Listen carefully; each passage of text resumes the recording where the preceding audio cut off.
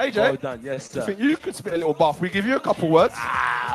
Maybe 2 words, not 4. I like to blow my trumpet and that, do you know what I mean? In my last fight, I had to watch my weight. I'm eating too much, even though I'm a heavyweight. Yay! I'm on time and I'm never ever late. I'm hustling hard so I can go on and be great. In JD, chilling with my mates. I stay low key, never ever moving bait. Keep it calm, ring the alarm. Man chat, get slapped with my palm. One sec. Podcast is intended for mature audience. The views and opinions expressed are those of the panelists and do not reflect in any way those of the podcast partners, sponsors, or affiliates. Enjoy. ThaBoxingvoice.com. What broke him down? Was it just the body punching? I was hitting him with body punching. I heard him actually, he was crying in there.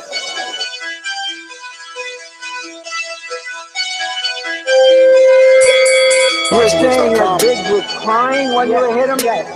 When did that happen? And perhaps the 4th round on. ThaBoxingvoice.com. So that you knew you had him by that time. Absolutely, but I knew you were tough and you were taking those punches. Production.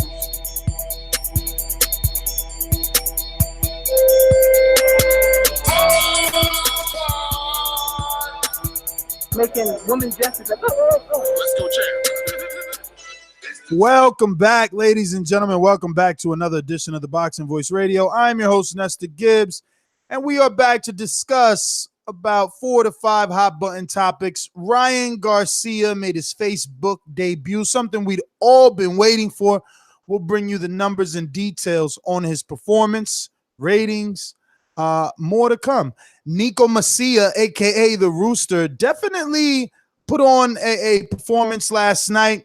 Don't know how much power he has, but entertainment value he definitely has. We'll discuss Neeco Macias a little later. Frank Warren blasts Sky Sports and really puts them on Front Street with the propaganda they've been spewing over there, protecting AJ. Wladimir Klitschko sparring again, eyeing a comeback. I don't know. You tell us. And we got a lot of news and notes. Obviously, the WBSS, the World Boxing Super Series final weight division has been announced. They're going back with the Cruiserweight. I feel like yawning. Whatever. Big Baby, obviously getting real down and dirty in my interview this Saturday as I took to Belmore Boxing and MMA in Long Island to witness him spar with Adam Wanaki and Mike Polite Coffee, as well as Jason Bergman. Very good times. You can head on over to the YouTube channel at youtube.com/ThaBoxingVoice to check out all the dozens of interviews already uploaded and, behind the scenes footage. Don't forget to click that notifications bell so that you do get notified every time we upload something new. We got Oscar trolling Mayweather and just a lot of other news and notes to get to. So we got a full panel of hosts. What I'll do is jump out to them to get this thing started as soon as possible. ThaBoxingvoice.com. I've been doing this. I ain't been up and fell off. I've been through the Lenny Lewis era, the Nassim Hamed era, the Sugar Shane Moses era, the Oscar De La Hoya era, Marquez Hunter era. I've been through all the eras, and I still been telling you. You do too much talk. The thing is this. People want their subjective preference to be the objective reality. HBO needs to fire you. You don't know shit about ThaBoxingvoice.com. All right, we got some news today, man. We're going to talk a little bit about that Ryan Garcia fight. The Rooster, Neeco, the man just didn't stop throwing all night. As well, we got more heavyweight drama news. As well, Klitschko's thinking about making that notorious comeback that most heavyweights always want to do. He didn't get that 3-time heavyweight, so maybe that's his opportunity to try to come in one more time. Big Baby Miller, Oscar doing his notorious Floyd ain't nothing, I'm better than him in my prime, and extra news. So I'm gonna pass it on to one of my other co-hosts. And the main thing we cannot forget is I am the unified heavyweight champion of the world. Dylan White, Derek Chisora, Big Baby Miller, Joe Joyce, you can all have it, Dominic Brazil, whoever else is in America too. All of it! ThaBoxingvoice.com. Yeah, welcome back, everybody. Another edition of the Boxing Voice. Crossed over that 84,000 subscribers, so thank you, everybody that are subscribed. Keep passing on that, telling everybody to subscribe and hit that thumbs up. So, Yeah, King Ryan Garcia on Facebook. I think just over 2 million views and counting so far. Yeah, we'll get into that, what people thought of his performance.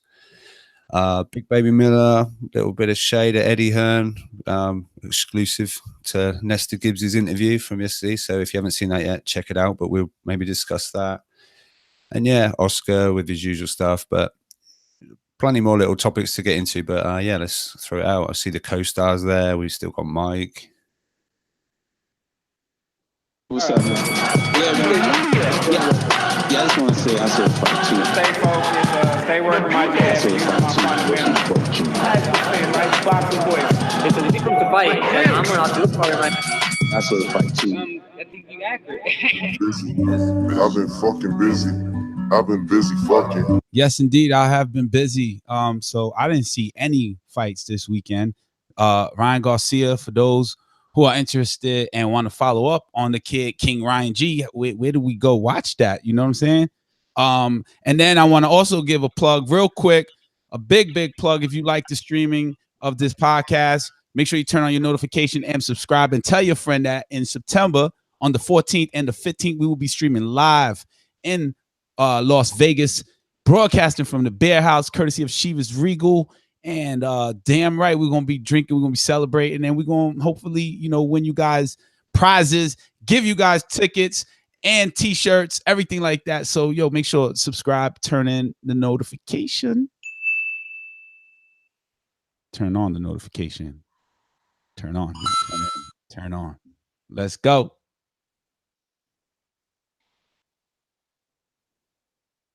So if you like dead air, I'll be the one to fill it in.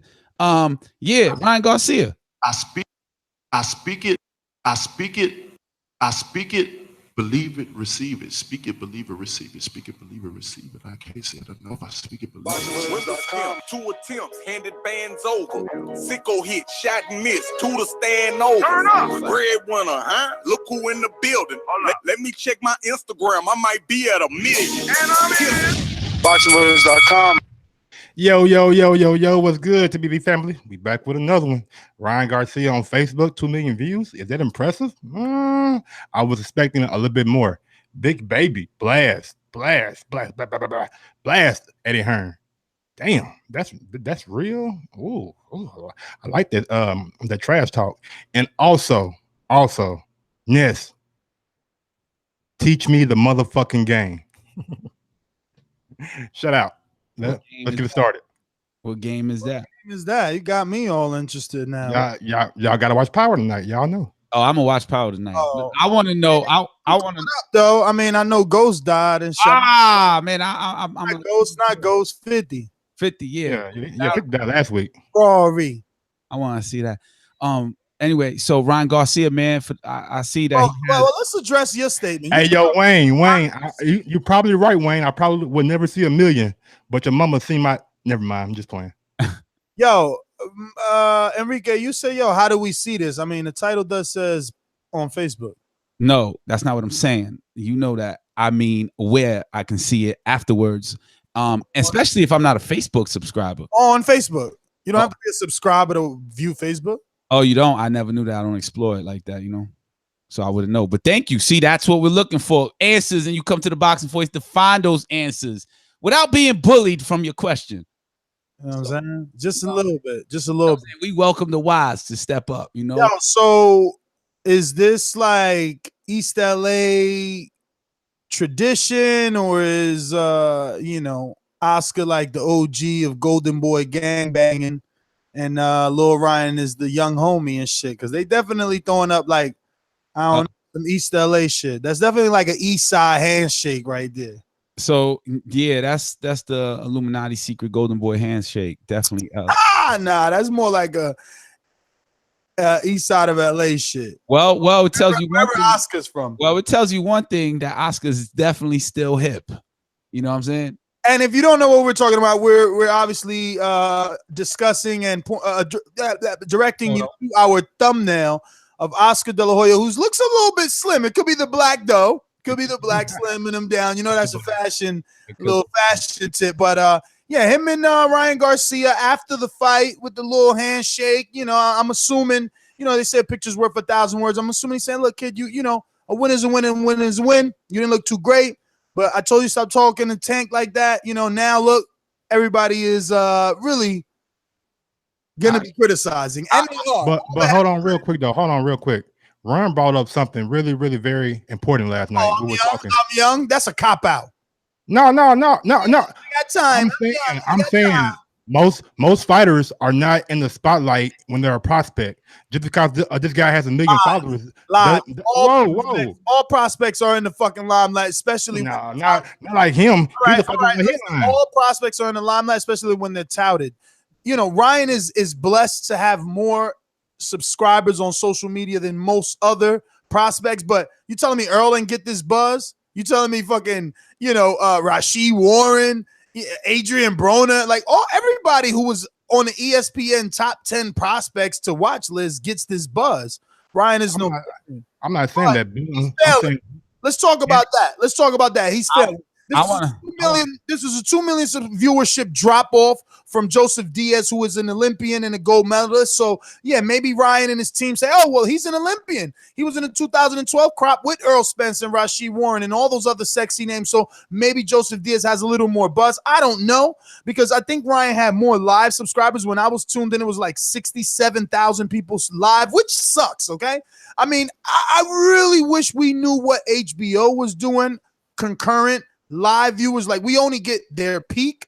JoJo had more, but I guess their peak is still more than Facebook. Like, Facebook is like in the thousands, bro. Like, I'm not getting this. Like, when HBO Nielsen's records come in, it's like 800,000, 895,000 concurrent viewers, and it peaked at 1.2 million. It's same for Showtime. Like, I thought Facebook was going to be the move, and look, maybe it is, because in the posts, I still enjoy the posts. I still like that Ryan's fight is at plus 2 million. I have to be optimistic and assume that plus 2 million people actually viewed it. Now, I'll be honest. I jumped in. I was doing a lot of uploading during these fights. So as I was posting in Facebook groups, some of the Facebook groups had the fight already in a post. I didn't even have to press play. So how are they really fucking calculating these views? Like, I just got in a group, not really paying attention to the player, and I'm counted as a view. Where's the attention span? Where is the retention of these fights? How many of these 2 million viewers watched over a fucking minute? I'm just saying. Well, I would address it like this. A view is a view. Like you guys said, advertisements was counts. Where I'm a little bit lost is you mentioning the 2 million posts. I count that as a person who hasn't watched it, like myself. So I think that number's still gonna go up. Now, you also mentioned another fighter before this that did numbers on Facebook. Joseph Diaz Jr., whose first loss came to Gary Russell Jr. What was his ultimate final number? Did they say? Very close to 4 million. He had 3.3. Oh, 3. Oh, okay, 3. All right. So show retention and none of that. Nah, we don't get retention. But I'll tell you this. Only peak. Point. When you click the playback, they force you to sit there for 3 minutes and 30 seconds. Now, I don't know if they're preparing us for the ad, and they're also collecting data for advertisers by saying, look, they want to watch these fights so bad they're sitting around 3 minutes and 30 seconds watching a fucking blank screen that says Facebook Live. Go ahead, Ron. No, you can fast forward it just like last time. I think that's just they go live, and that's just where it's at. Bro, I sat there like a dummy. First time I did too. This conversation last time. I feel even dumber that I sat there for 3 minutes and 30 seconds. I mean, you know what I did? I did go to another browser, but I left the volume up to know when it was up. Fucking bullshit. Now to go back, Facebook groups, when you make an account, they have all the analytical things where it tells you the concurrent, how long, the attention span, and all that. Now, depending if they're going to release it, that's another thing. But there is already a system when you go live that Facebook's already created. Even when you just put up post videos, they have all the information set up. So you got. So digressing to our man Ryan Garcia, I did see a post from Little B-Hop, and then shout out to Marcus Smith in the chat who just a whole bunch of people calling him out after this. See, that's the prime example right there. Little B-Hop, he's not there. He's a great fighter. I'm not taking anything away from Little B-Hop. I like him a lot. I like him a lot. But he gets a chance to develop in the background, under the scenes. Ryan Garcia is on Front Street every time he fight. It's his popularity. That don't matter. That don't matter for B-Hop. He looking at it like this. You ain't never fight the level of competition I fought. You ain't never fight as many undefeated fighters consecutively as I fought. You ain't never been the underdog like I've been. You can't beat me. All I'm saying is, with him headlining and being like the center of the spotlight, he's gonna get more criticism than called out for sure. Thank you. That's all I'm saying. No, that's a good example. But why is B-Hop is too dangerous? Because you mentioned all those competitions. Have you seen him fight? I mean, B-Hop is nasty. He just don't hit as hard as he don't hit as hard as Ryan Garcia. But he's also, you know, he's only 21. He's finally, and you got to think he's 21. Who's squeezing down in the 122? He started his career. Now he's fighting at 130. So the kid has been. Excuse me. Last night he fought at 135. He didn't fight last night. No, you're talking about little B-Hop. Sorry, my bad. I thought you were still talking about Ryan. Yeah. Nah, but that's still a good point because that means that B-Hop is willing to move up 5 pounds to whoop that ass. But would that be a good matchup and a proven a statement fight for either winner? Like now, for Colbert, which is Christopher, little B-Hop, aka the Golden Child. For him, it would be a notch under the belt because of Ryan's popularity. I mean, someone do a quick Colbert social media check and see, what the residual effect could possibly be for a guy like that. Now, I just think that, I would like to see them face off. I think Ryan's very tall, but he also fights very tall. He needs to put a little more bend in his legs, I think. I don't know, man. Chris is nice, bro. I've watched him spar. He's real nice. Outside of watching him box, I've watched him spar. He's above, he's ahead of his time, bro. His ring IQ is nasty. He let me record his whole spar, and then at the end talking about, yo, I don't want you to post that. And I'm like, why the fuck you made me waste my battery, B? For that reason, right now he got 18.6 thousand followers on IG. Chris Colbert, that is. 18,000, you see, nothing. So when you're there, you got to call out the $1 million followed fighter. But where is Ryan Garcia ranked on BoxRec? Because Chris is at 18. All right, while you search that, I'm gonna say I saw 101. I saw a post from Little B-Hop that read, "Yo, stop saying to face Ryan Garcia. He's a baby. I will whip his ass." That's what in the world. Ryan Garcia is ranked number 24. In the States, he's ranked number 4. In the world, 24. In the States, number 4? Yep. 4 out of 177 and 24 out of... He's more developed than Colbert in his, respected division. But funny that Colbert says, that he's the boy and shit. That's funny. Yeah, that's not a good fight for Ryan. Sorry. But even going to that, and this is not something I'm making excuse. I'm just putting information out. But this was Ryan Garcia's first time going up to 135. So at that point, everyone's going to go out there and say, hey, this is his first time there. He's going to try to fill in. He's going to try to understand. And the guy he fought actually fought Alberto, or what was it, Machado? And I guess Machado struggled a little bit later in the rounds, just like how Ryan did, even though Machado knocked him down in the earlier rounds. So but I already told y'all Machado's losing to Yandel Evans. So him, Machado, struggling with Tomato, it really don't matter because he not on that level. I mean, that's what I assume anyway. I could be wrong if he starts as Yandel Evans. Yandel Evans does have a suspect chin because Fortuna put him out.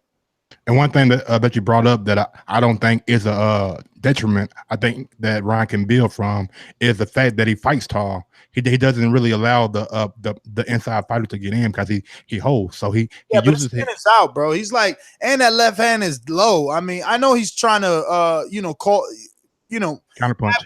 He's trying to have his opponent lead so that he could counter with that left hook, but his timing is not even on, bro. Like last night was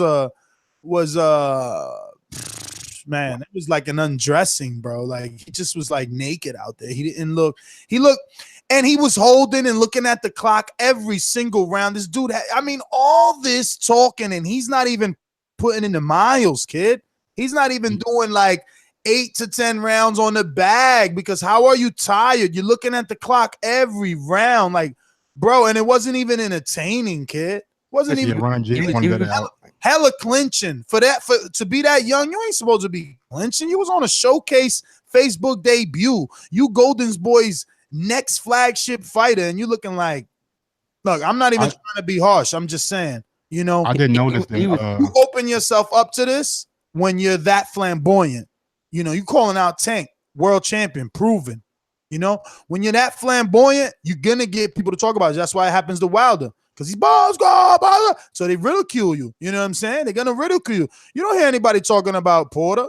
Why? Because Porter's a worker. He's just quiet and he just does what he does. You know, he claimed in the post conference that he did work out. So he said that he didn't understand why he was getting tired. That was his fight when they pressed him like, "Oh, you were tired." He was like, "Yeah, I ain't gonna lie, I was tired. I got winded." So I don't know what working out he did. He was working out on that stupid ass little bag that he got famous off.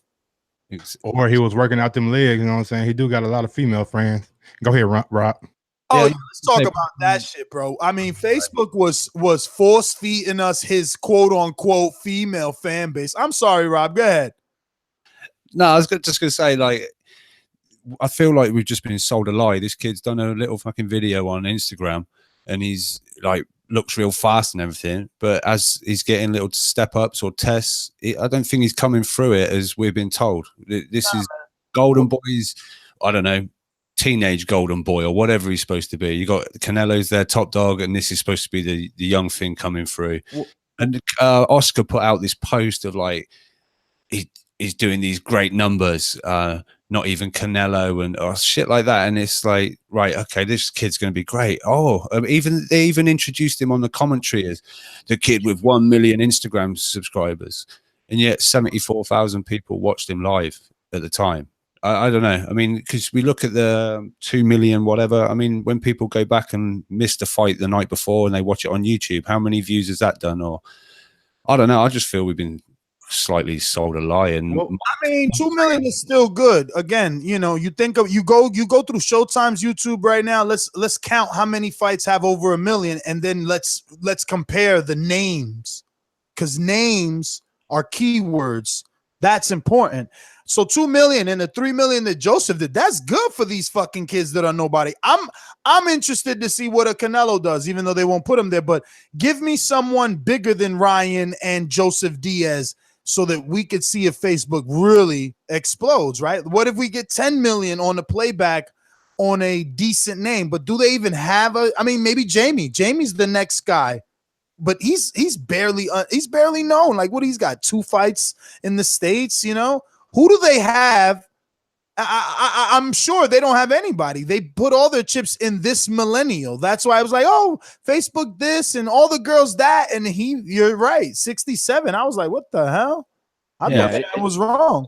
Short of putting Canelo on Facebook, which obviously isn't going to happen. I don't know, until we see maybe another big name from a different stable or whatever. We're not really going to get to gauge this properly, I don't suppose, until maybe, you know, things like other streaming apps. I know Facebook's free, but until we see where other numbers come in, I guess we can't really tell. But I just think, how many of those million IG followers are actually human beings? I don't know, because this amazing fan base, but that low number watching live, I don't know.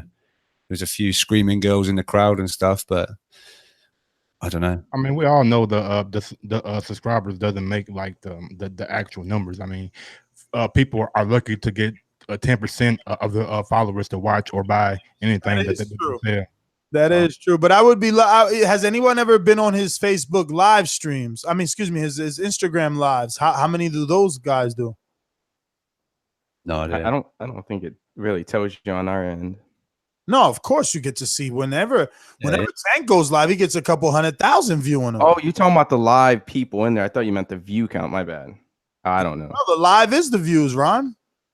Whoever's watching you live, that's considered a view. I'm talking about when they record it and then they move on, not the actual live feed. I meant, you know, you get the notification. Oh, Ryan Garcia's live. Has anyone ever jumped on and see what numbers it do? Because, you know, I'm with both Mike and Rob. You know, I understand what Mike is saying about being lucky to get 10%. Like it's like us. Not every video does 8,400 views, 10% of our 84,000 subscribers. No, but I'm just shocked that it was only 67. We can move on though to Frank Warren. Real quick, I was going to say. Whoa. We got to talk about one more thing about Ryan, and then we got to move on to the Rooster. But real quick, shit. But I wanted to say real quick, he was trash. The whole idea with him being so young at 20 and stuff like that, I want you guys to understand that this guy has 230 amateur fights, so 215 wins and 15 losses. He's defeated Virgil Ortiz, and even though he lost, he competed against Devin Haney. So this whole he's young, he's 20, he needs to get the experience. I honestly think that he does need to get a better camp, because that's a lot of amateur fights just to be like he's 20 and he's young. So Devin Haney, I know he's very special. I don't put them in the same category, but Devin Haney's younger than him, and they competed at the same time, and they both have really big amateur records. So I think he does need to change his camp, his background, because the big thing I was looking to see in this fight was just improvement. Not for him to knock him out, but just simple improvement. And I couldn't assess anything between those two fights to see if he's gotten better. So that's my big problem on that. But we do need to talk about the Rooster. That boy. We got Neeco. To, man. Ain't no way in hell we can't talk about a dude that had a mullet and a fucking ducktail. Come on, man. This guy went out there and threw 193 punches in the 4th round alone. 193. I mean, I'm not saying that this guy is going to be the next great thing or anything like that, but for the simple fact that he was the most entertaining person on the card, it goes a long way. And I think Golden Boy can really capitalize off this guy, off his momentum. If they promote him right, I mean, he could be like he can draw in like the country music fans or something like that, because the guy has a mullet and a fucking ducktail, and he loves beer. Go ahead, Ryan. I just thought it was just funny and entertaining that the fact that, this guy stole the show by doing his style where he was throwing an unbelievable amount of punching.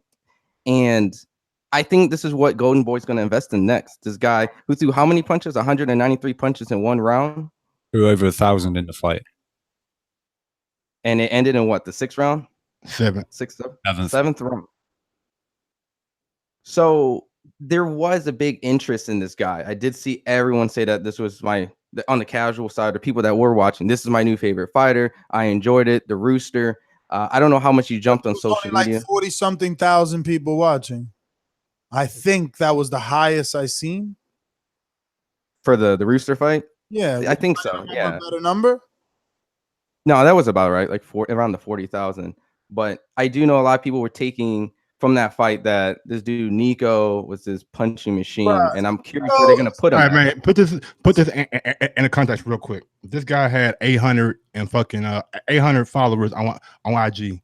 Right now he has 2,140. So he doubled more than doubled his following. I know it's not a lot, but he was on national television. Well, that was he was on Facebook. Same shit. 40,000 I mean, they brag about 1 billion people on there, right? Like, he's supposed to be exposed. Plus, the playback got 2 million, and all you got is what, 1,300? You're saying maybe? I mean, 2,100, but he doubled like what he had.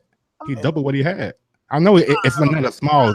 I was expecting so much more. I thought Facebook was huge. You know what I mean? I was expecting way more. I'm just saying.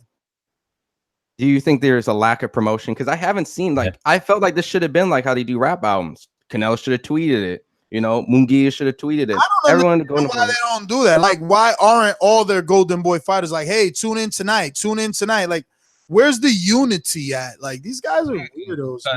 I'm on Instagram, and all those other fighters could be like, yo, tune in for Facebook, go on Facebook, log in. And then I would say, oh shit, Ryan Garcia is fighting on Facebook. But BBC fighters are guilty of it too, because they only do it for their friends. It's not like they do it just because. It's like, whoever's fucking with whoever, then they'll be like, oh, tune into Robert Easter or whatever. But they're not doing it for everybody either. They're weird, bro. When I saw the title and all the subjects, I was saying to myself, like, damn, how would I address not coming across if I'm a boxing fan? Because it's on Facebook. You don't fuck with Facebook. I don't fuck with. I'm an Instagram and Twitter guy. Like, I'm barely on Twitter anymore. But you discovered it somehow. No. To be fair, I posted it on Nessa's page by telling my friends, hey, where's the Golden Boy link, and having Ron G posted. That's how I found it. I had to realize, even though there's 1 billion people on Facebook, not everybody likes boxing or not everybody watches boxing. So they got to do a better job of promoting what's going on. Like, I really didn't see a whole lot of promotion for the Ryan Garcia fight. So maybe they can do a better job at that. Like it comes down, like all comes down to how you promote your fighter. If you don't promote them, you can't expect the views. Wayne is like our #1 troller. Like he started with Mike and he's on me. He talking about Ness hating because Golden Boy don't get. They don't even got anybody to interview, homie. Who the fuck I'm gonna interview over there? Ryan Garcia. Jamie Munguia. Ryan Garcia, man, get out of here, bro. You just seen he shit the bed, bro. Yo, I know what's on. Jamie Munguia is like a one-hit wonder, fams. Man, Ron G did a video on his channel about Jamie Munguia, and I'm not trying to shit on Ron, but he only had like a couple hundred followers, and that video did like almost 6,000-7,000 views. I mean, it's good. He does get the love. He's the next Mexican, bro. Mexicans always looking for the next Mexican to grab on, bro. Ain't nobody beat. Jamie wide as hell, sloppy as fuck. You get in there with Hurd, he's done. Get in there with Mel, he's done. Circling back to the promotion part of it, Oscar De La Hoya dropped the ball because I follow him on Instagram and nothing was said about Facebook. You know what I'm saying? And then that's the guy that says he knows how to make the stage for AJ and Deontay Wilder. Listen, I want you guys not to soup up this Rooster guy because all you're gonna do is get him hurt. You know, you soup up this Rooster guy like he's somebody, and all of a sudden Jamie's in there crushing him, looking all spectacular versus little guys. Because that Rooster is that little as fuck, a little ass Rooster. How is he a fucking middleweight? Someone tell me how he's a junior middleweight. How? He looked at little as hell at me last night. Am I the only one? I felt like the entire night his head was under the other guy's chin. When I saw, I think I saw a little clip and then it said 154 pounds. I was like, oh shit, he's a one. Yeah, all right. I'm glad because they're already calling me the hater, so I'm glad someone else at least. I hated it as well. The whole car. Yeah, you are a hater too. No. I wonder how Jamie Munguia is going to get on the against. Is it Brandon Cook? You know, that's going to be on Facebook. No, that's going to be on the Canelo undercard, right? Isn't it? Oh, yeah, that's on the. That would have been a good test. I bet you Mexico would have test with Munguia, but it was a shit fight for Calbrook. Okay. Oh, I'm talking about good tests on views if it would have been on Facebook. But keep up, Rob. Keep up. No, I just cut you off before I heard what you said. No, you just you're ready. No, I've seen it already. I think I was expecting you to go along with what I've already read elsewhere. Oh, Brandon Cook, this is going to be good. He's ranked 4, 5, 7 in all the divisions. This is a good fight for Jamie. Yeah, man, that's that Golden Boy propaganda, man. I don't look too far down the road, but maybe they match up the Rooster and Jamie Munguia for like Jamie just to keep on like progressing and like you step busy fight. I mean, it's Golden Boy. It's Golden Boy. They're gonna keep it in the house. What is the strain you smoking on? Well, I got some Gorilla Glue right now. Well, that Gorilla Glue had you stuck for the last 5 minutes because I led with what you just said. Rob already discussed it, and then you jump in and just double back everything we said. Hilarious, bro. Shout out to Rob. Just to recap. Yo, should we can move on to Frank Warren and what he said about Scott Sports propaganda. We're late on that news, man. I feel so sad, and I don't know what day it was, but I had to go somewhere. Maybe it was Wednesday. Thursday. Thursday? I'm not for the Philly for the Danny Media Day or something that I know that it came out very early in the morning and Frank he did a very good job. Anybody has it pulled up? Oh, real quick, man. Nathaniel Gallimore, bro, you really disappointed me last night, man. I thought you was gonna come out and put on a better performance than that, and you really shit the bed. Who'd he lose to? Because I heard Bruce saying the same thing, like, Dan, Gallimore really fell off. I didn't see that fight. I can't think. He lost to the guy that lost to Curtis Stevens. It was like Patrick Teixeira or something. Yeah, Patrick Teixeira, yeah. Teixeira, oh shit, he made a comeback.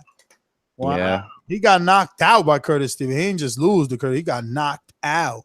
Well, that was, I think he wasn't a natural middleweight though. I think that was one of the first times he was kind of competing there. So this was at 154. I remember that Golden Boy was really trying to push that Teixeira kid. They thought they had something to Curtis. He looked good last night, goddamn. I'll tell you that. Gallimore. I mean, look, remember Gallimore. He was hurt J-Rock, but J-Rock is a little slightly chinny, right? Like, or at least there is that probability of that out there. So I don't know, but damn, Gallimore just keeps dropping, bro. Crazy. Yeah, man. Got on him last year when he beat De La Rocha and he lost 2 back to back. So So Let's see what's next since I'm one. the hater, I just want to double back and ask you guys as my co-host. So who does the Rooster beat? Since y'all all high on him and I'm the hater on the panel, hating on Golden Boy cards. Give him those low 15, 14, see how he does. It was a very entertaining fight, Give him but I don't Gallimore like his shit. style. I don't like his style with the elites. Give me a name. Is Gallimore. His wife, I reckon. After a few, Oh, come on, Ron. Come on, don't say that, man. Rob, you're Don't wild. say that, man. Don't stereotype of this man. Come on, man. a name at 154. You know what would be a good fight? The guy from Detroit. What's his name? Harrison? Tony Harrison. Tony will outbox the shit out this boy. He would have stopped Tony. But we know Tony has a fucking endurance problem, right? Oh, you're right. I would love that fight. Good call, Mike, because I think Tony beats him. That Tony needs that win.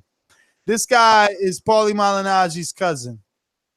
I'd say Sam Egginton. Give him some that's UK love. disrespect for the Malignaggi, because Malignaggi is a multiple division world champion and a phenomenal analyst.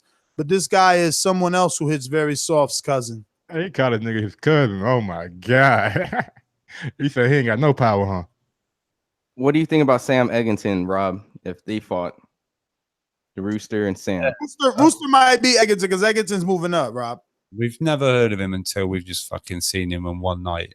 Yeah, but Egginton was a 47 that couldn't even hold the weight and moved up already. Like, he might not even be a natural 54, man. You tell them, Rob, don't be shitting on your UK 154 pounders. You know what I'm saying? Sam would beat his ass. Let him know, Rob. Damn, somebody said Neeco would waste Lubin, main event Mark. You're crazy, bro. They smoking good shit over there. Got that fire, bro. You need to super chat me 20. I'm trying to go see Lubin in West Palm.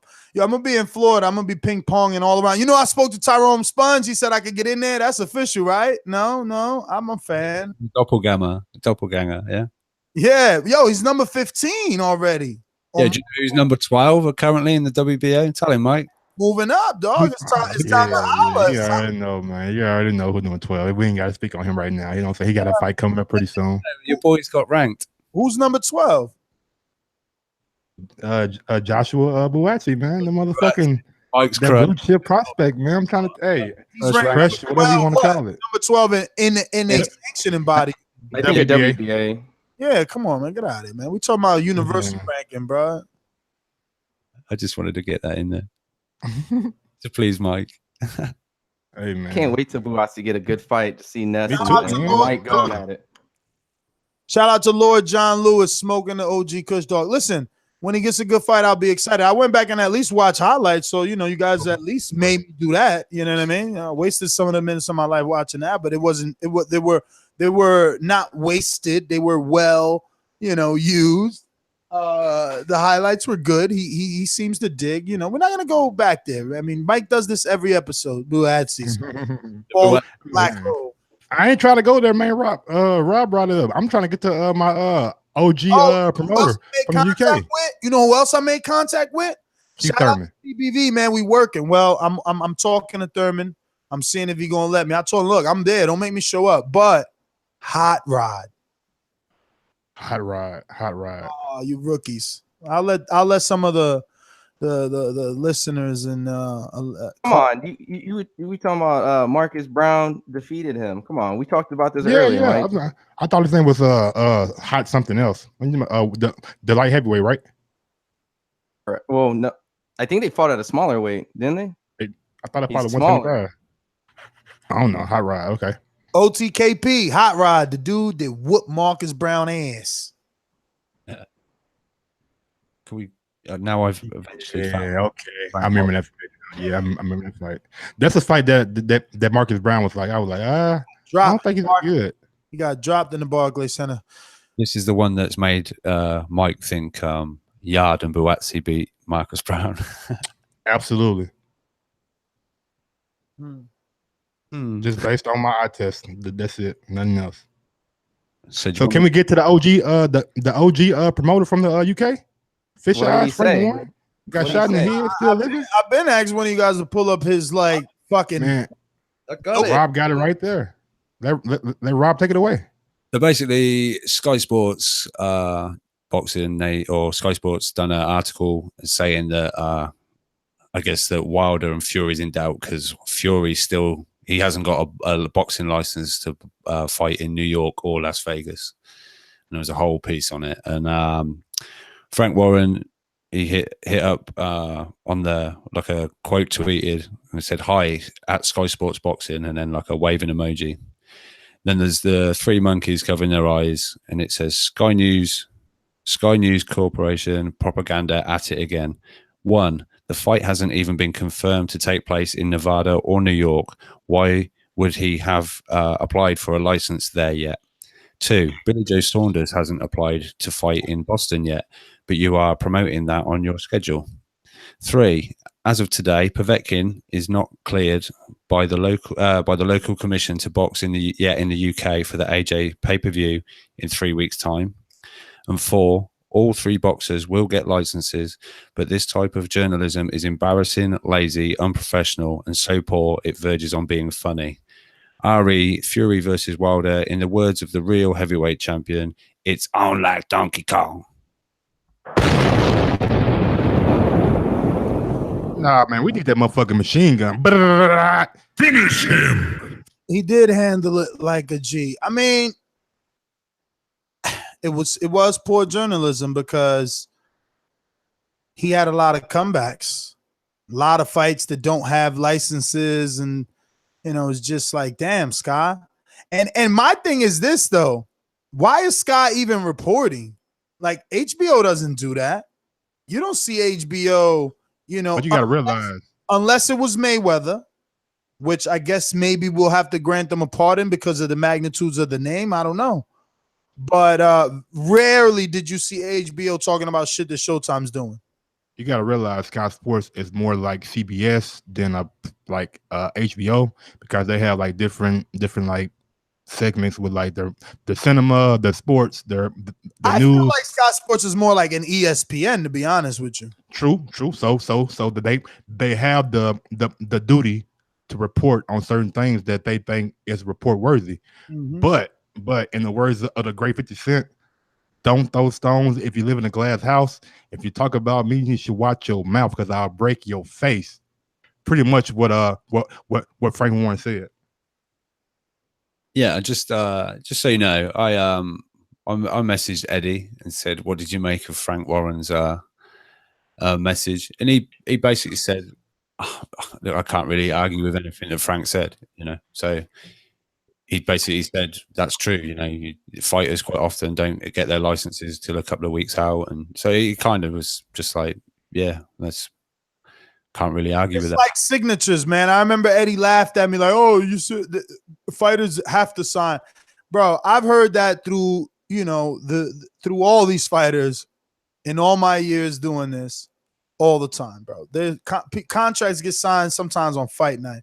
Eddie tried to laugh it off, and all the fucking UK lappies, sucked it up, but that's bullshit.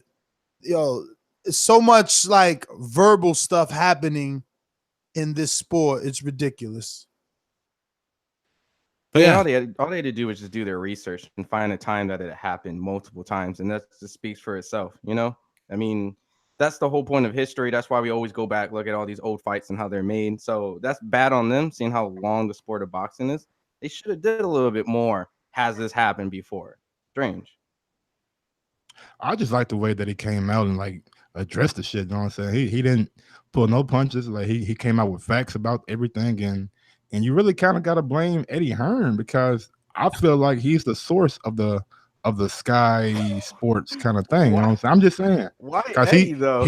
he had a Sky interview last week where he was like, I don't think the fight's going to happen. This and that. So if you like me, I mean, Sky Sports, Eddie Hearn, boxing. I mean, come on, man, ain't that hard. Well, Mike, you can't put this one on Eddie. You can't. It's not like he said. I mean, I doubt he's even got a license for New York or Nevada. And they went, oh yeah, let's look into. This is a journalist. Whoever's written it. I mean, I could probably find out. It might say like they do on Boxing Scene. I'm not sure, but Eddie said I can't really argue with that. So he's not gone. Yeah, write this article. and see what he says. And by the way, I'm pretty sure Frank Warren's tweet is from a ghostwriter. I'm not sure Frank's sitting down writing that himself, but he may have said what to write, but I don't think that's Yeah. Why not? Eddie tweets himself. yeah. All right. But look at Dan Raphael. He got caught with a whole bunch of misquoting, saying things, and there's no source and stuff. So, it's that Bob Arum behind the whole, the whole situation. I mean, there is lazy journalism. We find it all the time. People do stuff all the time. With that situation, Rayfield said he had an inside source inside the management. With this right here, like, I mean, the only person that I've seen, the only person that I've seen publicly talk down about this fight is who? Eddie Hearn. And who does Eddie Hearn have a thing with? That's all I'm saying. Maybe I'm wrong, but maybe I'm right. Yo, so someone is asking, I can't even pronounce his name. Let's get Jeffrey on it. Sufami Dan. All right. He says, high profile fights, Ness? No. Meaning, like, when I said that contracts don't get signed. So, can anybody remember when Garcia Porter was announced? Recent, really recent. Exactly. Yeah, they didn't have a date or a venue for it. So Danny was training. I was visiting Danny before the fight's announced, but contracts were signed. Shut the fuck up, bro. Listen to someone who gives you inside info. You know what I'm saying? Like, both men are in training camp. Fight just got announced maybe 4 weeks ago. So you tell me. I remember also Angel Garcia once said that same thing. He was like, yo, sometimes fights get signed the night right before the fight in the arena. These people, like, it's just, I hate it's so difficult. No, but to his defense, he may not do business like that. You know what I'm saying? Whose defense? To Eddie Hearn's defense. Man, whatever, dog. He may not do business like that. Eddie is king, stir the pot. I believe that as well, but some people like business done a certain way. They feel uncomfortable. They feel it may fall through if they, do it later. Yeah, well, listen, Eddie's whole fucking narrative this time around is, we are doing things the right way, and those guys, they don't do things the right way, right? So he's like, we're going to give you 3 fights. You're going to know when you got to fight. Those guys, you won't know when you're going to fight. Look at Earl. He's only fought 1 time this year, right? Right. No, he fought, but he's still doing the same shit. He's still doing the same shit because in a few minutes we'll be talking about Big Baby, who's already frustrated but smart enough to only sign to a 2-fight deal. So, like, promoters are going to lie. That is their job, to promote. You can't promote without lying. Deflect and reflect and smoke and I guess you can promote without lying, but they don't, Can promote without lying. Of course you can, but they don't. Sometimes the lie helps sell. Exactly. Like, look at this kid. He has 1 million followers on Facebook and all the girls love him. But he's really overhyped, and now the wheels have fallen off the train. So maybe don't come and watch the last one. It's true. You're only as good as your last fight, and his last fight was shit, and this one's going to be shit. Yo, can we backtrack? Called them out, bro. Outside of Chris, it was like a whole bunch of. I mean, fighters I never even heard of. You guys were posting in that pre-production. I'm like, who the hell is this Joshua kid? Like, yeah, I was about to say that. I was just posting because they were just looking at this guy as a meal ticket. I'm like, look at all these random people just posting all on my timeline. It was like, I'll take him at Ryan Garcia. I want this work at Ryan Garcia. I'm like, dude, everyone wants him. Everybody thinks shit's sweet until you get a taste. Hold on, can we go back on that real quick? We talk about Ryan Garcia and Marcelo Hesta. Is your opinion still the same, Ness, on that? That we were saying, like, Hesta and Ryan probably would have been the best fight based on this performance? Yo, Hesta would have lost to Ryan.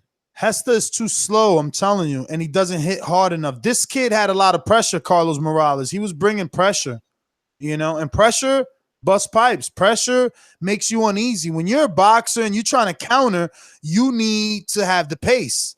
Pressure also makes diamonds. So what if that pressure dude was just too good for Ryan? Not too good for Ryan, but like a real great fighter. No, but we were just answering his question. Yes, Gesta would have been a better fight because he would have looked better. I'm not signing off on Ryan Garcia just yet because ain't nobody signing off. We just saying hardcores are like, yo, he looked vulnerable and anybody would take his head and win that. A lot of people will. A lot of people will, especially as slick as he was. Tank. I won't say Tank. I'll say Tank would do that. I don't say him against Tank. I still think he needs to take the right steps. And I think B-Hop. He's at 135. There's a lot of people that would eat him right now. A lot at 130. Easter finishes him. Comey. And I'm not even going to open a box right to give you names. This that'll be good. All those guys have. Those dudes are good for him. Were you crazy? That'll be good. Both of those dudes should rip Ryan apart. Like Devin Haney on that level.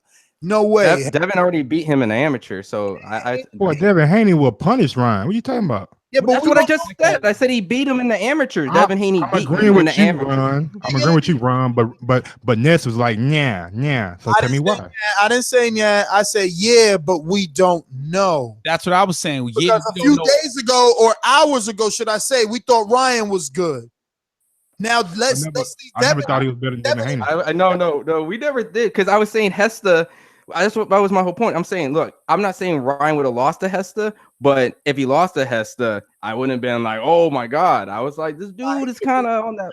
I want to say something. It ain't about better because you guys throwing the name better around. I think the word better around, I think is different. So they look different. That makes us say, oh, he's better. But Ryan Garcia is damn good. He's just different. He fought somebody that came to fight. They don't want to lose to Ryan Garcia. He looks easy. So let them match them up. You know, I don't know about Robert Easter. Robert Easter's experience, I think, more than Ryan. And I believe Ryan can take on 2-3 years some of those names. You know what I'm saying? Just not now. Yeah, not now. So let's not be like, yo, he's better. Devin is better. You know, they're not. Man. I think Devin Haney is better than Ryan Garcia from like what I've seen.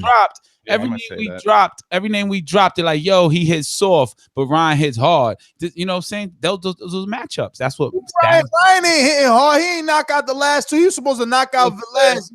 I'm regurgitating what you said when we matched. Let me talk though. Real scary. I ain't like the way his whole body language in there was bitch made. Every time he wanted to clinch, looking at the clock and shit. Yo, dude getting all rough and letting punches go. He looking at the ref. Man, get the fuck out of it. Go back to the drawing board. Bottom fucking line. That's cool. Let me finish, right? So when I was saying was when you mentioned B-Hop, when I mentioned B-Hop, Chris Colbert, it's Colbert, right? Yes. When we mentioned him, it was like, yo, he'll get his ass whipped by him. Oh, he's willing to go up to 135 to fight Ryan. Cool. I like that.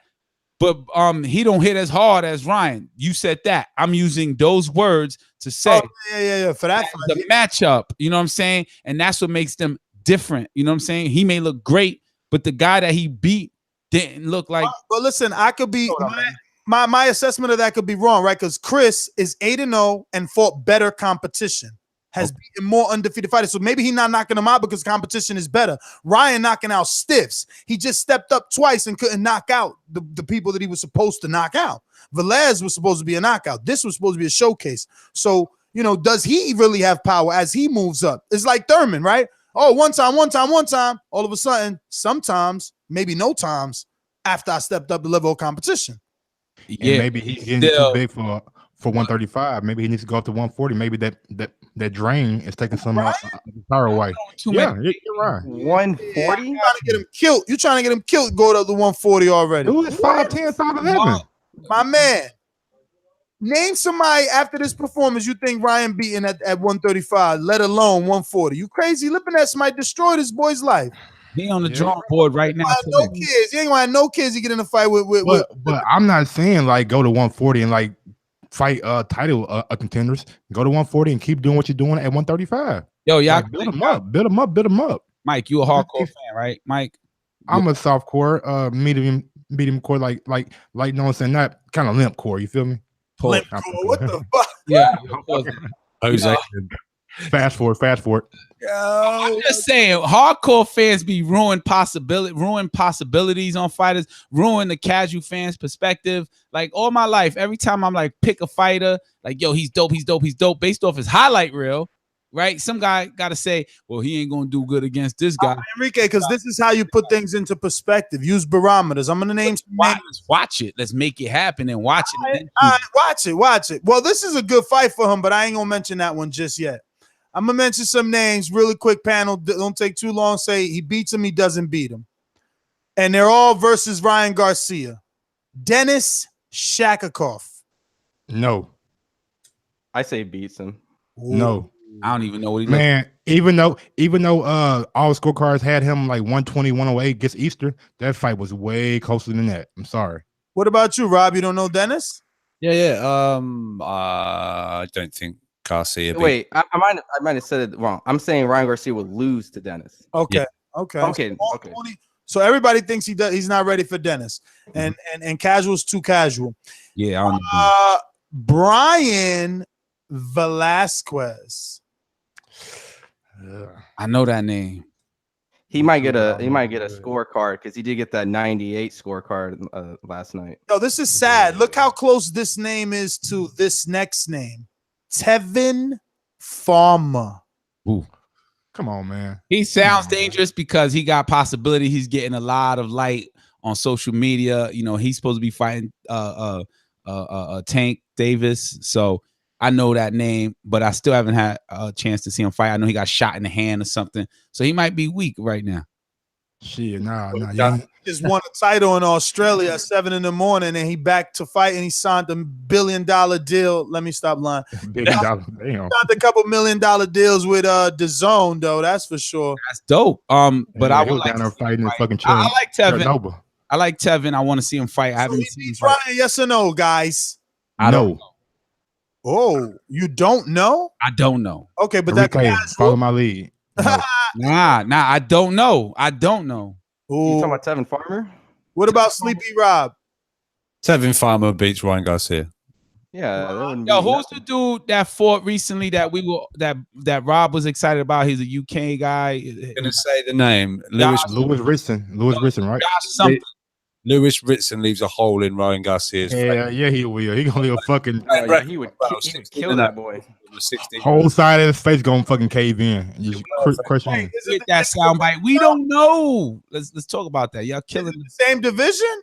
Yeah, 130. 135. Yeah, Lewis Ritson, man, got power in both hands. Y'all killing the upset. Lewis Ritson would take him out in the first round. That's what I would say. What the hell? 16-0. Let's go. Right, look, we got more names for you. Robinson Castellano. I'm definitely going with Castellano. He's too tough. He's gritty. He's beat people. Josh Taylor is who I'm thinking about, Brandon. Josh Taylor, is he out of the he's above he's 140. He's 5 pounds up. Okay, cool. So nobody riding with Castellano because y'all don't know him. All right. No, I said Ryan lose to everybody. Damn. Even Johnny Gonzalez?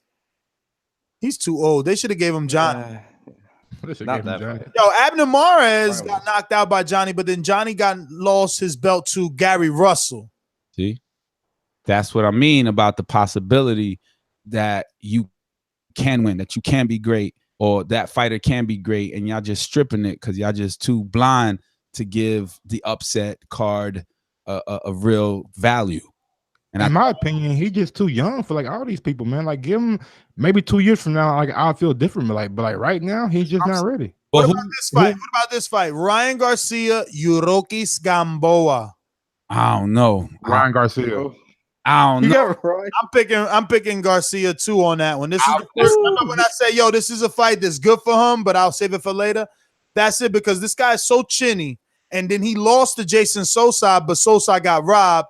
This is what they needed. This is what they needed. They needed, and I like the Johnny Gonzalez fight. I think Johnny's old enough, you know what I'm saying, to bump Ryan out there. He needs those type of wins. I think the next one, Jesus Cuellar, he got beat up by Tank. He's probably finished at this point. That's a good name to get under your belt.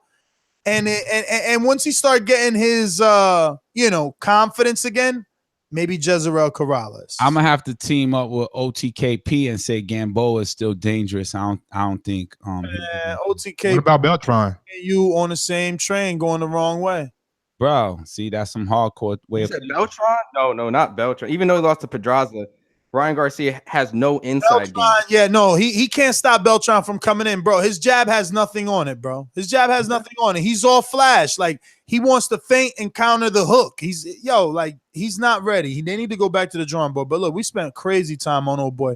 What about Wladimir sparring with no headgear while his sparring partner did have headgear. Does this mean he's taking it serious? Because I did see things about them saying no, that he put these rumors to bed, that he was just staying in shape. I'm gonna let Rob take it away because he brought it up.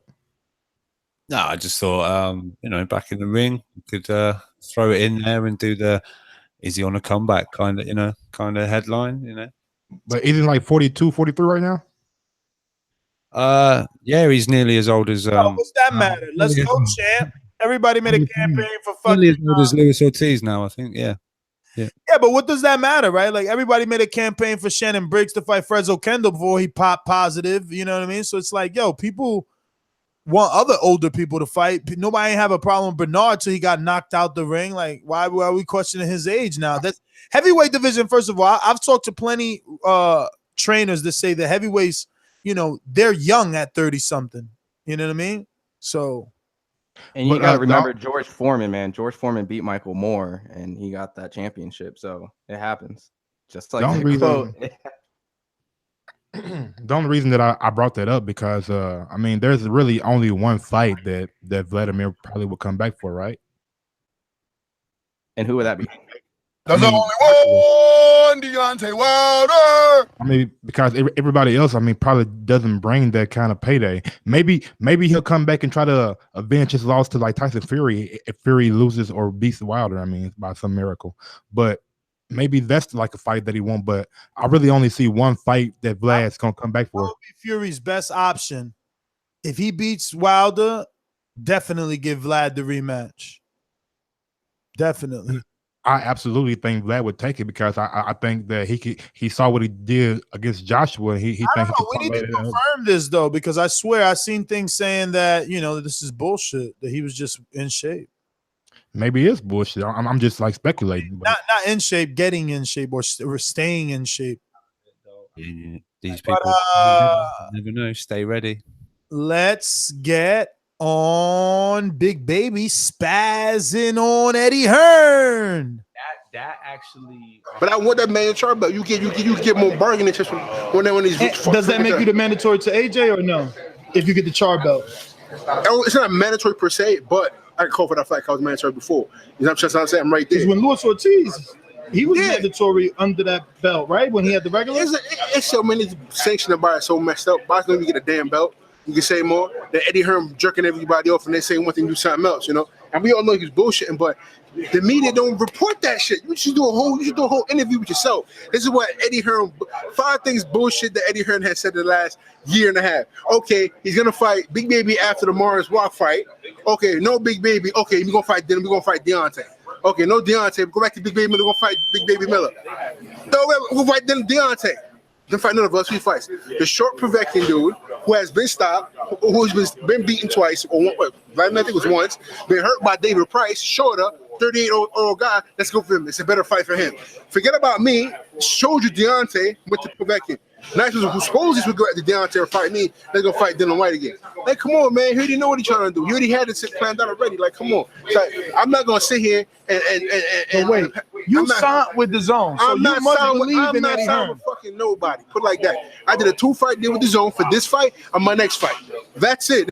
Nah, I would definitely go. So what's up? What do you guys think? I just think that he's been like lied to or like kind of had because Eddie Hearn gave him a lot of maybe his word or verbal sayings that he'll get the Joshua fight, and maybe he's just like fed up with it. So that's why he's gonna go that manual char route and probably hope that the WBA did what they did for Jacobs with the Golovkin, called that mandatory. Rob, so is Big Baby Gerald Miller a Wilder fanboy and part of the Wilder voice?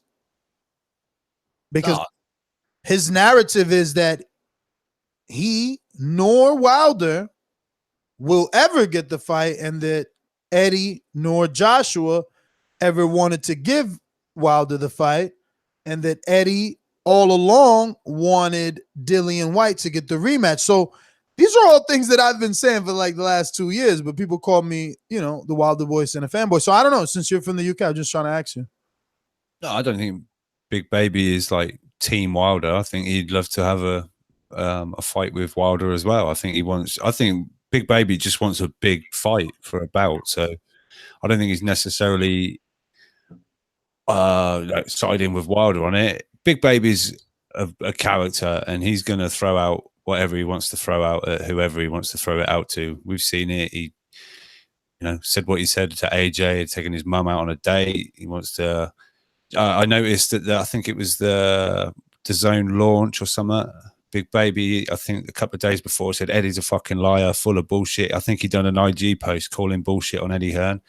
Then there's the DAZN announcement. He comes over, knowing the money's in Eddie's pocket, and he had his arms around him. I saw him in the background of an interview, and he was like, "Hey, how you doing, Eddie? How you doing?" There's a lot of money flying about. But 2 days before, he put out a tweet saying Eddie's full of shit, and Big Baby's Big Baby. He says what he wants to say, and to whoever he wants to say it to. And let's keep it like all the way like 100 though. In the last couple performances, Dylan White has looked a lot better than Baby Miller has looked fighting his last two people. So with that being said, the fight for April that's coming up. Whoa. He knocked out fucking Lucas Brown, and then he fucking beat up Joseph Parker. Those two fights look way better than what Jared Miller did against but he almost lost the Parker fight. He lost at the end, but he did what he had to do to fucking not lose. The end counts because this is a test. Did he lose though? Endurance. He didn't lose because he cheated by holding excessively. Okay, he did what he had to do. That's the name of the game. Dougie, doing what you have to do is just code word for breaking the rules. If they don't call bullshit on it, it's not breaking the rules, bro. I'm sorry. If they don't call it, it's not. Look, there's two narratives. You can toe the line as long as you want to. If they don't call bullshit on it, then shit, you fucking got away with it. It's not fucking. I rank Gerald Washington above Lucas Brown. Okay. Well, so let's go to Joseph Parker. Knockdown. He looked way better than Joshua looked against Parker. Right or wrong? And then he got worn out by Joseph Parker. Oh my God. And had to clinch excessively. Did he not look better? Than who? No. Than AJ did against Parker. Why? Because he scored a knockdown? Did AJ get rocked? Bro, he was pumping the fucking jab. AJ get rocked? Did AJ look like he gassed the fuck out like Dillian White? Was it was a better fight though, man? It was a better fight. Maybe let's leave AJ. Let's leave AJ out of it. Let's go to Big Baby. Last two Big Baby fights. I don't understand your definition of better fight. Like I'm not rooting for any fighter that's bent over at the corner gasping for air. That's not better to me. That doesn't scream better fight. Better fight is the guy that's well conditioned, the guy that gets hit less. This is a sport of sweet science. Hit and not be hit. I don't know what you talking about. If you watched him on Soccer AM, he went into that fight with a broken hand and a broken rib.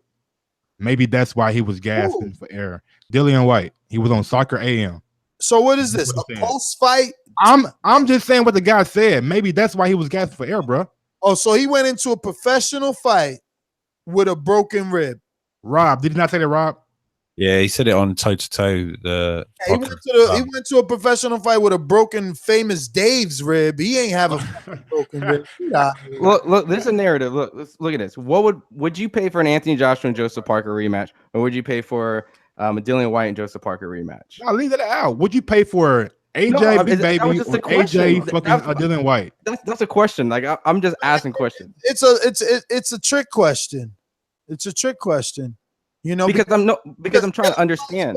Vulnerabilities, right, make him appealing. Just like Amir Khan's vulnerabilities make him appealing. So, like, to say, oh, which one would you rather see? Yeah, I would rather see Dylan because it's subject that either man will go. Whereas AJ, he's good enough not to go. So he can choose to knock out or win unanimous decision. With Dillian White, you can't say that. He ain't no fucking betting favorite fighter all the time. There's fights the underdog. AJ picked Dillian White over Parker. Did you think that he was going to knock Parker out, or did you think it was going to go to a UD? Listen, when I picked Dillian White over Parker, I was very clear that I knew he would win because he had more dog. But even that dog got tired. He got tired, bro. That's a huge vulnerability. So we're saying that you rather see Big Baby versus AJ than Big Baby versus Dillian White. That's what I would like. That's a perfect fight too. But I'm saying if that doesn't happen for April, it's not gonna happen because you heard Big Baby. He'd rather go this fucking Manuel Charge route. Yeah. But you guys got to remember, they did the same runaround. They did the same runaround with Luis Ortiz, which everyone felt was in position to fight for Anthony Joshua, as well as the fact that people also forget that people also felt some way about Big Baby Miller not fighting Pulev. That's the other narrative that some people was like, well, why didn't you take Pulev? I agree with it. I don't think going over to another country, but that's the narrative you got to understand, that he didn't take the Pulev fight. Now Huey Fury gets the fight, and King Kong Ortiz also got spun around in circles as well. And then the whole Deontay Wilder situation happened. I know the whole steroids thing, but you can spin this in so many different ways. So Luis Ortiz is still in the picture to some degree with Big Baby Miller and Dillian White, because Dillian White could have fought Ortiz too. Why didn't that fight happen? So it's a lot of these guys in some type of triangle, this guy, that guy, and they're not really fighting each other at all. I'm just tripping. This guy said that Dillian White last couple of fights didn't look more impressive than Big Baby.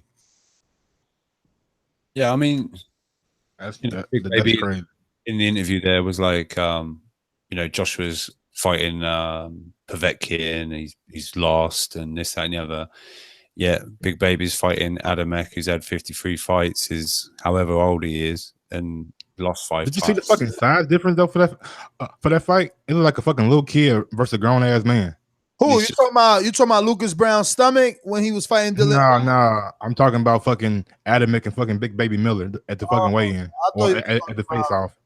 I thought you were talking about Dillian White versus. You can't control how Brown had a backpack on backwards. You can't control how another motherfucker come in the ring. Sorry. No, of course you can. You're the promoter. Yeah. And what he do? He did what he's supposed to do. He beat him up, knocked him out. Face first, ass up. For the B side, for your A side, so you go down the rankings and you check who's been out the ring long enough, who's possibly eaten too much. Of course you can. Of course you can. Fucking, make sure what comes in on the other side. Here's what it is, man. You just love yourself some fighters, man. Nah, it ain't that, bro. I'm just keeping it 100, bro. From a fan standpoint, Dillian White last 2 fights were more entertaining than Big Baby, and right now he has that fanfare. So why not make the biggest fight possible that you can? It's good business. I see both sides of it. I see the fighting part, business side of it. Baby singing the same tune. He don't want to fight nobody. Dillian White hasn't taken that Chisora rematch. Chisora's offered him everything under the sun for it.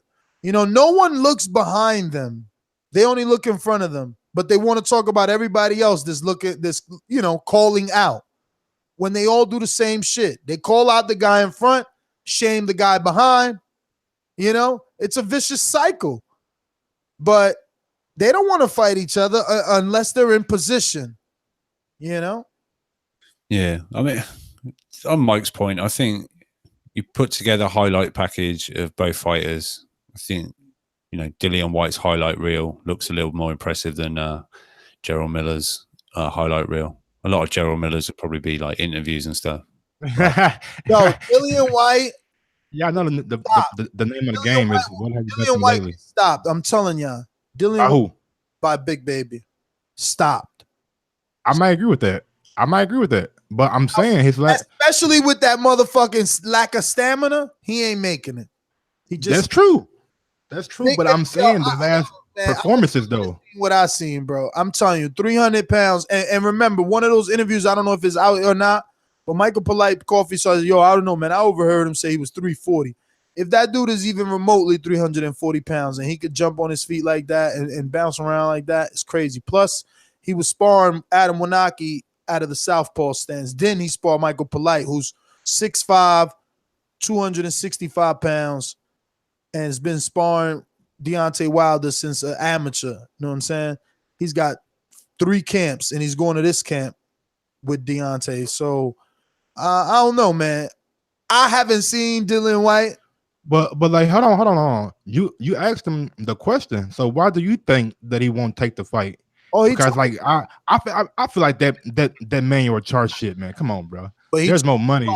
He told you got to get in position. He wants to do the same thing AJ did because you can't sit around waiting for people to give you an opportunity. I feel him. I understand him. That WBA belt that regular don't fucking guarantee you shit. Beating Dillian White, who's number one, it gives you more negotiation power than not having it. Well, what about the beating Pula Dillian fight White though? I wouldn't go over there either though, but going to some other country, fuck all that shit, bro. Like, but I'm just saying it's the same. It's the same theory though. Like I agree with the idea of not going there, but I'm saying it's the same theory. Why wouldn't that's the same thing? Pull-up that could get him in the position. I would have gone to another country. But the White though, that was a better situation because that was a full title. That was a full title eliminator where the regular belt is like I told him. They don't really mandate that shit. They did for Lewis though. So let's see, man. It's all about politics. For Jacobs too. It's all about politics, man. That's what it is. Isn't it the minute Usyk does step up to heavyweight, he's automatically get the fuck mandatory to AJ if he's still the belt holder because of it would be a year though because he counted as Povetkin as the mandatory now. So after he takes this fight, he would credit for both though. I've seen articles that said AJ gets credit for the WBO and the WBA with this fight. I'm gonna get Usyk knocked the fuck out.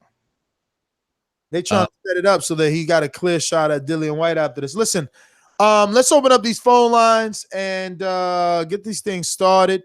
You know the number to call in, 14255-6950-241. Press 1 one time to voice your opinion on the Voice of the People hotline. And don't forget, TBV will be live and in the building live on the 14th and 15th. 13th, Island. September 14th is the weigh-in. We'll be live from Beer House at 1:30 sharp. September 15th, we'll be back at Beer House, at 2:30, I believe. Now, on the weigh-in, we're actually going to be doing two. So, we'll get to people before the weigh-in, and then we want to get your reactions after the weigh-in, what you thought, get your emotions, see, see and hear what you felt during the weigh-in. Hopefully it is an exciting event. We'll be there all weekend. Shout out to Chivas Regal. We have a list of fighters that are going to be joining us, and there's so many others that are there that you just never know. Earl Spence is scheduled to be at the Boxing Expo, so he'll be all throughout Las Vegas. And listen, you can't get to the T-Mobile without passing us. There's no way. Like if I see Earl, he's really going to walk by. If I be like, Earl, come in on a fucking microphone with 20 other speakers saying, Earl, come in. Like, no, he's going to turn his ass over and going to come in like everybody else did last year. You feel me? When I seen Tom, come on, sit down. Doug Fisher, sit down. Ellie Setback, sit down. Put him on a hot seat. And that's what we're going to do this year. So you want to join us, you know what I mean? Definitely come on out. Las Vegas, the 14th, the 15th, 2 shows, TBV. Enrique's in the building. Rob is staying home, manning the ship. Ron, Mike, Aaron, Ringwalk Danny coming through. Doomy allegedly. Let's go! It's going to be crazy. That's all I'm saying. It's going to be crazy. I'm ready. These calls are brought to you by Elk. What up, Mike? I was going to say if anybody was curious about the WBSS Cruiserweight, the number 1 seed is Marius Bradis. He's fighting a guy named Noel McKalen from Germany. And the number 2 seed is the KO Dr. Dorticos. He's fighting Matus, the Master Knock or something like that. And number 3 seed is I can't say his fucking name. Milwaukee. It's that guy. And he's like, the only thing I was bringing up, Andrew Tabiti is in this tournament. Support him. He's from the USA. Everyone in that tournament is in with a B-side. This tournament is so weak in that division this time around. It's all B-sides versus A-side. What the fuck type of bullshit is that? I told you. Mike, all you Brought to you by El Camino Electrical Services, experts in electric vehicle charging stations. For consultations and turnkey installation, visit us at elcaminoelectricalservices.com. Rob tried to warn me. Let's go out to Dominic in Seattle. Man, what's good, y'all? And Dominic? I'm not trying to get on mic or nothing, but I've been seeing this a lot. Like these boxers who survived the last round by holding, I still, in my deepest heart, still don't consider that a win or you're a real boxer. That's like, to me, that's like holding on to someone. You know, that's not cool. I mean, when Dylan White did it, that was a little shocking. But when this Garcia dude did it, I don't know. So whose responsibility is that to say something about it? It's up to the discretion of the ref, man. Refs are bozos. There you go. Afraid. If the ref don't do it, then you can't call bullshit on the fighter. They're trying to survive, trying to motherfucking get more money, bro. Name of the game. I understand that, but still, you can't. I don't respect a boxer. You won't get no respect. So yeah, you. They probably don't respect your opinion either. So y'all even. But not a lot of people respect his win. So he's also not even trying to take the Gervonta Davis fight. That's to my check. Are you talking about the Ryan Garcia? Okay. Oh, yeah, but the Davis fight's not even on the table, bro. Come on, you reaching. Yeah, man, he needs to stay away from Davis. We're gonna do the sparring though. Oh, sparring. Who's fighting for free? Who's fighting for free, Dominic? No, Come on. He's been trying to fight him and shit, dude. Yeah, but not for free. He's trying to make an argument over something small. No, we're not trying to argue. I know, but when it's they just wanted to do the different. sparring, he's been trying to get at Gervonta Davis for a while. Now he's definitely not gonna get it. Nobody took that fight, that last fight he had, serious. He almost got beat. I agree. Me too. But at the same time, he ain't about to go spar Davis just because they was beefing on Twitter. Yeah, Oscar already said no too. Yeah, that's what I'm saying. And anyway, it was Gervonta wanting to go spar him. Exactly. And when it comes to Dylan White, I still don't respect that Joseph Parker fight. I know that he got the win, but it's still, you don't get respect. Even when he beat the dude, he didn't look confident. Even at his press conference, he didn't look confident. So that's what I'm saying. And when what's his name beat the Mexican dude last fight, he didn't look confident. That's all I'm saying. I have no respect for someone who holds like that. Muhammad Ali didn't do it. So I'm just saying. That's my. Man, that's a hell of a bar right there, bro. What a load of bollocks! You ever heard anything like it? Yeah, I don't know, man. Muhammad Ali had them too questionable much, Ken man. Norton fights, though.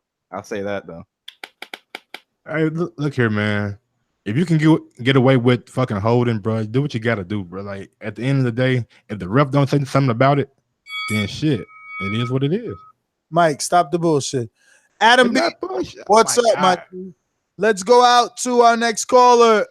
You're live. Who's this? Hello?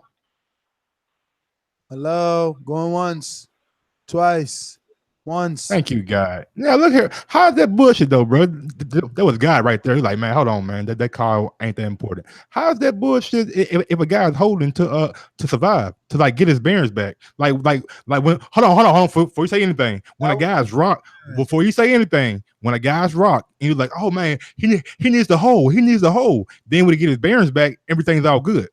So how's that different? The chat says you endorsing cheating. I'm endorsing cheating with shit. He is. This message was sponsored by Michael Gross. Read the Queensberry rules, bro. Get yourself updated, man. You know what I'm saying? Okay. Man, chat shit, get smacked with my palm.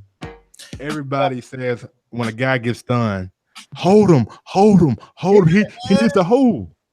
Yeah, when he's hurt, but he wasn't hurt. He was just tired, wasn't he?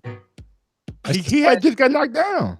It's like every sport. It's like in football when the guys just throw on, they're like, just dive, get the penalty, dive. Everyone wants that guy to win. If it means holding, fuck it. Who cares? Exactly. Well, do something to maybe not hold you. Would you have been mad if he didn't hold? That would have been another question. I mean, I would have called him a couple of stupids, but you know, he would have been knocked the fuck out if he hadn't have howled. Dillian White would have been down had he not howled. So. I mean, I ain't see Wilder holding against Luis Ortiz. He tried to, but Luis Ortiz pushed him off of him. Yeah, I think we were all screaming hold. We were all hell yeah, we were. I see you. I see that fucking chat. We were all screaming hold. I see that on that fucking live chat, bro. He was like, "Oh, water! Oh shit! Hold it!" That was true. That was true. Yo, I'm your host, Nesta Gibbs. Find me on Instagram and Twitter at NestGTO. Stay glued to Patreon as we will be putting out Patreon only questions for whatever fighters I'll be visiting in the Florida area. We're looking to touch up with Luis Ortiz, Rigondeaux, Erickson Lubin. What is that guy's name? Hot Rod. What's his real name? Like Calogio or some shit? I don't know. He's in Costa Rica though, but he's on the back. Oh yeah, we might even get Shannon Briggs. Shout out to one of our pound for pounders.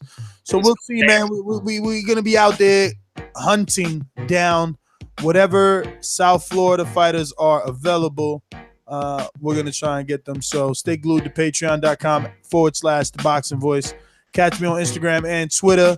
You know, catch all my stories on Instagram at NestGTO because whenever I'm working, I'm posting. Yeah.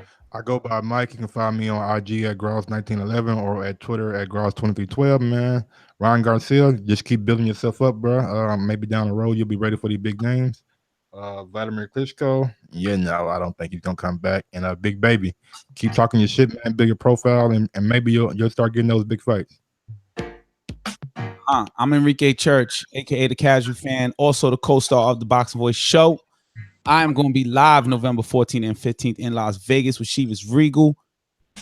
Turn on your hit your subscription, put on your notification, that little bell, turn that shit blue because we are going to go live both times. I don't know if Ness mentioned it, but we're going to go live weigh-in, after the weigh-in, post-fight, pre-fight. Game with us, man. Game with us on your phone or whatever smart device you got. You can follow me on Twitter, TBV_casual fan. On YouTube, TBV_casual fan. On Instagram, Fight Talk. And I have a Patreon page, patreon.com/boxing fan apparel. I'm going to be giving out some Boxing Voice shirts that have Boxing Fan Apparel logo on them at the Bear House in Las Vegas on the 15th and then the 14th on the 14th. So come through, say what's up. And Adam B, to call in, you got to add Nesta Gibbs on Skype or call in using the number 1-425-569-5241. Yo, I'm also gonna be at the DSG versus Porter fight. You're gonna have to package me one of those shirts. I thought I was gonna be there, but I want a shirt. Yeah, I'll be holding it down this end. Instagram posts, whatever I can do, that sharing shit. Yeah, make sure you try and get that Thurman, Nez. That'd be awesome for the. And real quick, man, Rob, before you finish, we got a campaign to get Rob to the motherfucking U.S. for the Fury and Wilder fight. So show your support right now by sending any kind of super chat you can right now. Not now, but right now. I mean, I'd go there on my own. Let's make sure TBV is at that fight as well. Yeah, so do a shot on that one if we can. But yeah, Instagram, Twitter, UK Rock TBV. Nice early one tonight. Yeah, and you can find me at Fighter IQ Media on Twitter and Instagram. We all thought it, we all saw it. So hopefully Ryan Garcia gets better sparring partners, better conditioning, and hopefully he can come back and make us believe that he can actually compete in the 135 division. That's my final thought.